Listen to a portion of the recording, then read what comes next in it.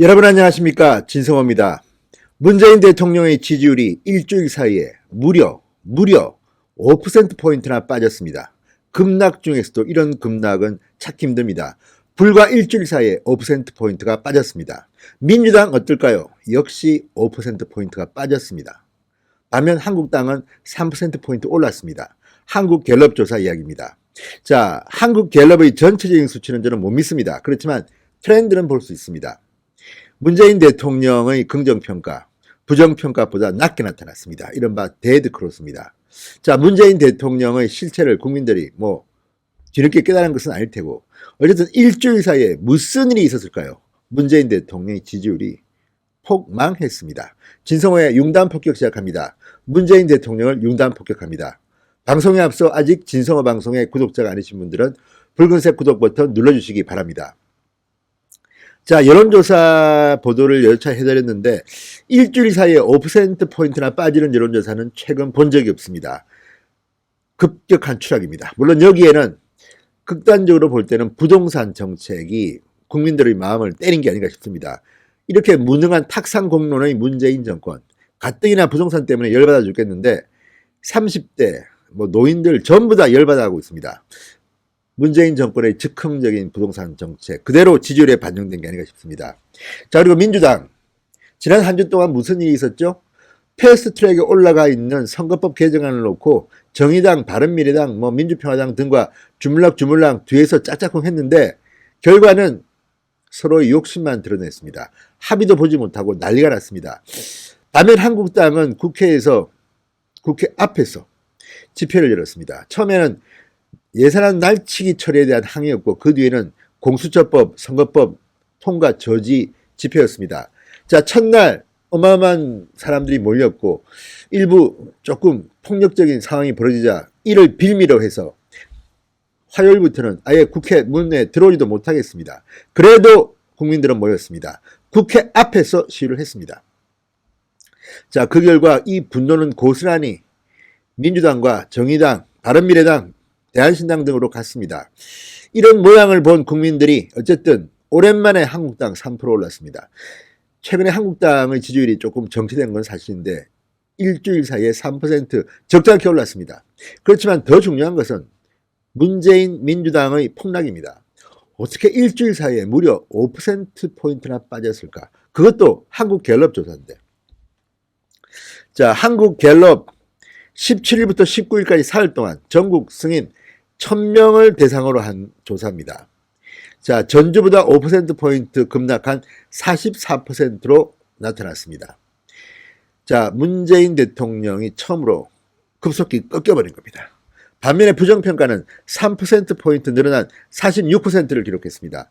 다시 부정평가가 긍정평가를 앞지른 데드크로스로 나타났습니다. 9%는 의견을 유보했습니다. 자, 연령대별로 보면 20대가 재밌습니다. 긍정률이 41%에 그쳤습니다. 자, 30, 40대가 지금 문재인 대통령의 지지율입니다. 30대 57, 40대 54. 이 두 세대가 문재인 대통령의 상대적으로 받쳐줍니다.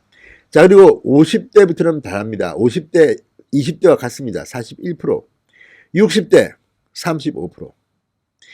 자, 이걸 보면 지금 국민들의 성향을 알 수가 있습니다. 20대가 문재인으로부터 돌아서기 시작했다는 겁니다. 지역별로는 놀랍지 마십시오. 충청도가 가장 낮습니다. 의외죠. 충청권, 대전, 세종, 충청 지지율이 35%로 전국 꼴찌입니다. 그 다음이 대구, 경북, TK가 36%. 그러니까 TK보다도 충청도에서 문재인 대통령 지지율이 더 낮다는 것은 중원이 문재인 대통령으로부터 등을 돌리고 있다는 겁니다. 자, 몇 번만 했죠. 이번에도 선거법 바꾸면서 호남 지역 의석 줄이지 않으려고 이상한 평균 3년 동안의 인구를 하자. 반면에 세종시 2개로 늘려야 되는데 못 늘려주겠다.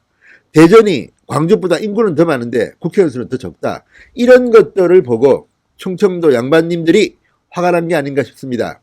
다음이 TK, 대구, 경북 36. 그 다음이 PK, 부산, 울산, 경남 37%. 자, 충청, 대구, 경북, 부산, 울산, 경남이 큰 차이 없이 낮습니다. 충청권과 영남권의 지지율이 폭망했습니다. 서울 지지율도 42%, 상대적으로 전국 평균보다 못 미칩니다. 자, 이건 뭘 말하겠습니까? 부동산 정책에 대해서 서울도 부산도 다 불만이라는 겁니다. 자, 한국갤럽은 이렇게 설명을 합니다. 직무, 긍부정평가 이후 양쪽에 북한 관계, 부동산 정책 언급이 늘었다. 이는 최근의 북한의 잇단 도발 속에 비건 미국 대표의 방한, 정부의 12.16 부동산 종합대책 등에 대한 상반된 시각이 존재함을 보여준다. 이렇게 말했습니다.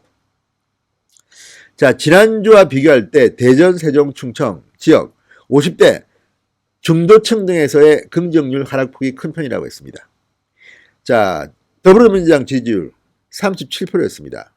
지난주보다 5%포인트나 급락했습니다. 아주 빨리 떨어졌습니다.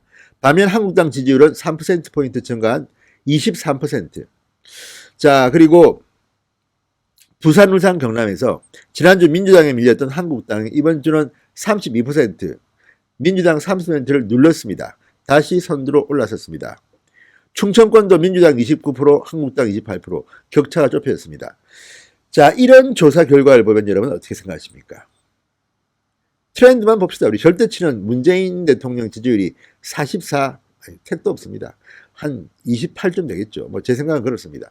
그러나 트렌드는 중요합니다. 일주일 사이에, 불과 일주일 사이에 패스트 트랙이 올라가니만이 시끄럽고 부동산 정책을 발표하고 북한은 또 저 모양이고, 자, 이런 분위기에 국민들이 지금 문재인 정권을 등을 돌리고 있습니다. 다음 주는 더 폭락했으면 좋겠습니다. 진성호의 융단 폭격이었습니다. 여러분 감사합니다.